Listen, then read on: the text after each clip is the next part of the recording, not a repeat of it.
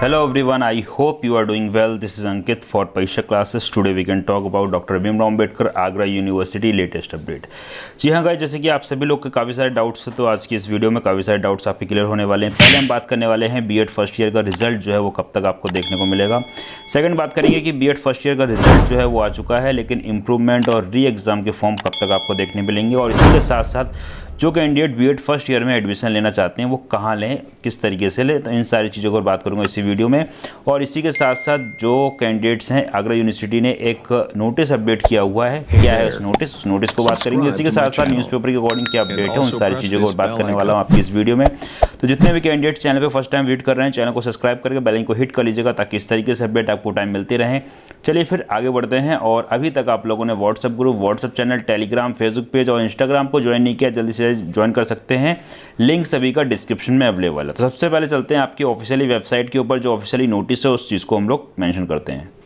तो गाइस, हम आ चुके हैं आपकी ऑफिशियली वेबसाइट के ऊपर, ठीक है। तो रिसेंट की जो मैं नोटिस की बात करता हूं, तो यहाँ पे जो लास्ट नोटिस आपका मेंशन हो रखा है वो 11 सितंबर का मेंशन है। क्या है इस नोटिस में, उसके ऊपर बात करूंगा। बाकी और भी काफ़ी सारे नोटिस है, बट जो मेनली नोटिस है उस चीज़ को मैं आपको यहाँ पे दिखा देता हूँ। ये पहले से ही डाउनलोड कर रखा है मैंने, ये हो चुका है आपका यहाँ पे ओपन, ठीक है।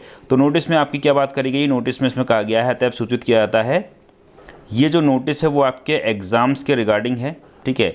कहा गया है, तब सूचित किया जाता है कि वर्ष 2024 के वार्षिक प्रणाली के अंतर्गत अंतिम बार आयोजित होने वाले स्नातक बीए, बीएससी, बीकॉम में अंतिम वर्ष, बीकॉम वोकेशनल प्रथम, द्वितीय, तृतीय वर्ष व परास्नातक एमए, एमएससी, एमकॉम अंतिम वर्ष व मुख्य भूतपूर्व छात्र एवं पुनः परीक्षा के रूप में सम्मिलित होने वाले अभ्यर्थी के परीक्षा आवेदन पत्र पूरित करने हेतु माननीय कुलपति जी के आदेश क्रम में अंतिम अवसर देते हुए 23/9/2024 तक विस्तारित की जाती है। समस्त छात्र छात्राएं जो उक्त परीक्षाओं हेतु आवेदन पत्र पूरित करना चाहते हैं, ऐसे संस्थागत छात्र संबंधित महाविद्यालय के माध्यम से व्यक्तिगत छात्र विश्वविद्यालय की वेबसाइट www.dbru.ac.in पर लॉगिन आवेदन पत्र पूरित करना सुनिश्चित करें, ठीक है। तो ये यहाँ पे बात करी गई। तो ये आपका ऑफिशियली नोटिस है पूरा बाकायदा। तो इसमें मेनली जो अगर बात करता हूँ छोटे तौर पे जो बताना चाहें, तो इसमें हम लोग कह सकते हैं कि जो भी बीए, बीएससी, बीकॉम के लास्ट ईयर के छात्र हैं, ठीक है, और साथ ही साथ वोकेशनल के फर्स्ट, सेकंड और थर्ड के छात्र हैं, और प्रस्नातक यानी कि पीजी के एमए, एमएससी और एमकॉम के लास्ट ईयर के छात्र हैं, उन सभी को लास्ट एक मौका दिया जा रहा है, ठीक है। जो कि डेट जो आपकी बताई गई है वो इसमें 23 सितंबर लास्ट डेट बताई गई। इससे पहले आप लोग अपना रजिस्ट्रेशन वगैरह सारी चीज़ कर लीजिएगा, जो कि आपकी जो ऑफिशियली वेबसाइट है www.dbru.ac.in पर आपका ये हो रहा है। तो जितने भी कैंडिडेट जिनका छूट गया था, कोई दिक्कत थी, ठीक है, तो वो सारे के सारे कैंडिडेट्स अपना, या कह सकते हैं कि खुद से या अपने कॉलेज से कह के इस फॉर्म को फिल कर सकते हैं और आगे अपना प्रोसेस कंप्लीट कर सकते हैं, ठीक है। न्यूज़पेपर के अकॉर्डिंग क्या अपडेट है उसको भी जान लेते हैं। तो जैसे कि आप लोग देख रहे हैं, तो ये न्यूज़पेपर के अकॉर्डिंग है, जिसमें बात करी गई है, ओमार शीट के पक्ष में कुलपति को ज्ञापन देते कॉलेज के प्रबंधक। क्या बात करी गई, इसमें बात करी गई कि जो आपके एमसीक्यू बेस या ओमार बेस एग्जाम हो रहे हैं उसके रिगार्डिंग बात करेगी। ओमार शीट परीक्षा के पक्ष में आए सेल्फ फाइनेंस कॉलेज, ठीक है। डॉक्टर भीमराव अम्बेडकर विश्वविद्यालय में परीक्षा के बारे में घमासान मचा हुआ। विश्वविद्यालय के शिक्षक संघ ओटा के ऑप्टिकल मार्क रिकॉग्नाइजेशन ओमार परीक्षा का बहिष्कार की घोषणा की है। वहीं सेल्फ फाइनेंस कॉलेज के संचालकों ने ओमार शीट पर आधारित परीक्षा के संबंध का ऐलान किया है। बृहस्पतिवार को सेल्फ फाइनेंस कॉलेज एसोसिएट के पदाधिकारियों ने पॉलीवॉल पार्क स्थित परिसर में कुलपति प्रोफेसर आशु रानी से मुलाकात की। ब्रजेश शर्मा एडवोकेट ने बताया कि संगठन के पदाधिकारियों ने कुलपति सचिवालय में अपना समर्थन पत्र कुलपति प्रोफेसर आशु रानी को सौंप दिया। अध्यक्ष कृपाल सिंह ने बताया कि आगरा विश्वविद्यालय ने लिखित परीक्षा कराई तो संगठन गांधीवाद तरीके से प्रदर्शन करेगा। इस दौरान महामंत्री डॉक्टर राजीव सिंह और भूप सिंह इंदौलिया, प्रमोद कुमार सिंह आदि, यानी ये सारे के सारे मौजूद। तो यानी कि जितने भी सेल्फ फाइनेंस कॉलेज हैं वो सभी के सभी चाह रहे हैं कि एमसीक्यू बेस या ओमार बेस ही एग्जाम होने चाहिए। लेकिन जो सरकारी संस्थाएं हैं आगरा यूनिवर्सिटी की, वो सभी के सभी कह रहे हैं कि डिस्क्रिप्टिव बेस आपके एग्जाम होने चाहिए। अब क्या होगा तो बाद में पता चलेगा, लेकिन यहाँ पे जो सेल्फ फाइनेंस कॉलेज हैं उन्होंने अपना ज्ञापन सौंप दिया है कि सारे के सारे एग्जाम जो है वो ओमार बेस या एमसीक्यू बेस ही होने चाहिए। आगे क्या होगा आपकी जानकारी जो है वो इस चैनल पर टाइम मिलती रहेगी। ठीक है, चलिए कुछ नई अपडेट्स हैं उसको भी जान लेते हैं। इसी के साथ यहाँ पे बात करी गई है कि ओटा के विश्वविद्यालय या ओटा के बहिष्कार से परीक्षा की तैयारियों में दिक्कत, प्रश्न पत्र तैयार करने का संकट, ओमार के समर्थन में सेल्फ फाइनेंस कॉलेज एसोसिएट।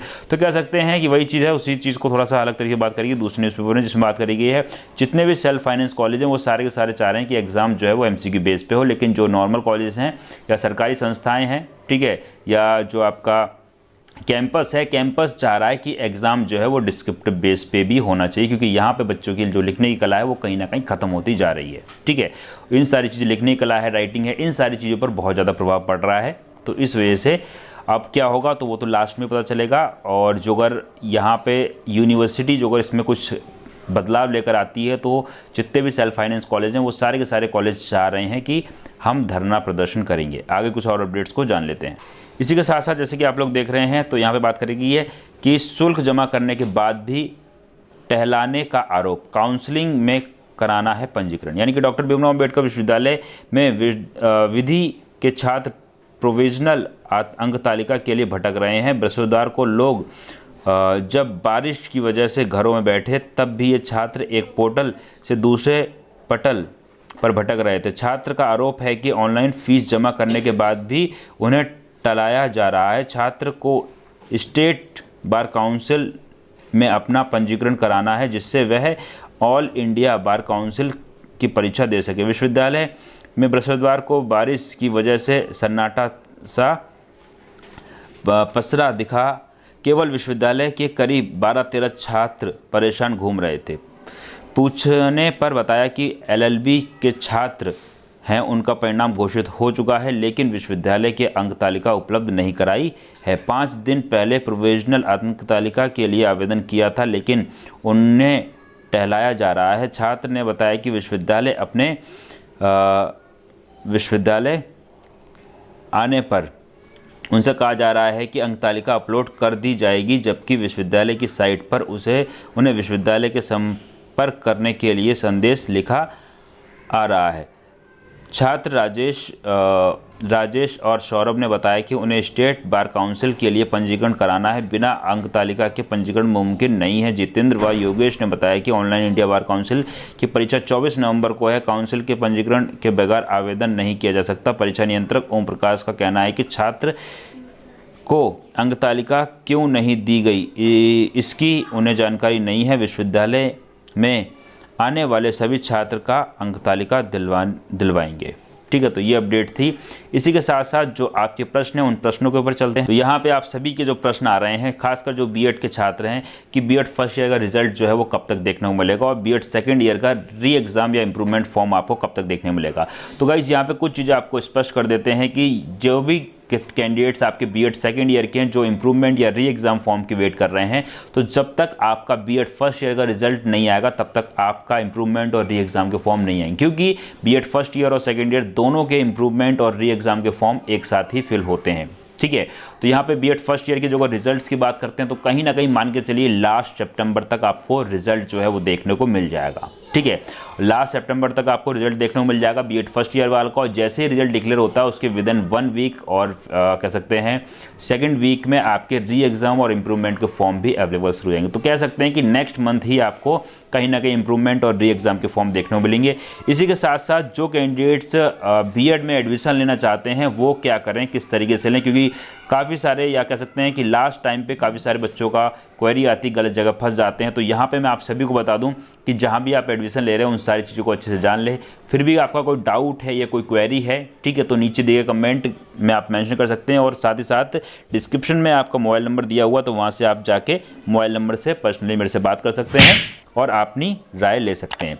इसी के साथ साथ कुछ कॉलेज हमारे हैं, उन कॉलेज में आप लोग एडमिशन ले सकते हैं जहाँ पे आप लोग की रुकने की व्यवस्था, आपकी प्रॉपर क्लासेस होती हैं, सारी चीज़ें होती हैं XYZ, और काफ़ी कम फीस में सारी चीज़ें अवेलेबल हो जाएंगी। ठीक है, चलिए फिर मिलते हैं नेक्स्ट वीडियो में एक नई अपडेट के साथ में। उम्मीद करता हूँ सारे के सारे क्वेश्चंस के डाउट मिल गए होंगे। फिर भी कोई डाउट या कोई क्वेरी रह गई हो तो कमेंट करके पूछ सकते हैं। और अभी तक आप लोगों ने WhatsApp group, WhatsApp channel, Telegram, Facebook page और इंस्टाग्राम पे फॉलो नहीं किया, जल्दी से फॉलो कर लीजिए। सारी चीज़ों का लिंक आपको डिस्क्रिप्शन में अवेलेबल है। ओके, मिलते हैं नेक्स्ट वीडियो में एक नई अपडेट के साथ में। तब तक के लिए thanks for watching, have a nice day. जय हिंद, जय Bharat, love you to my dear friends, thank you so much all of you, take care.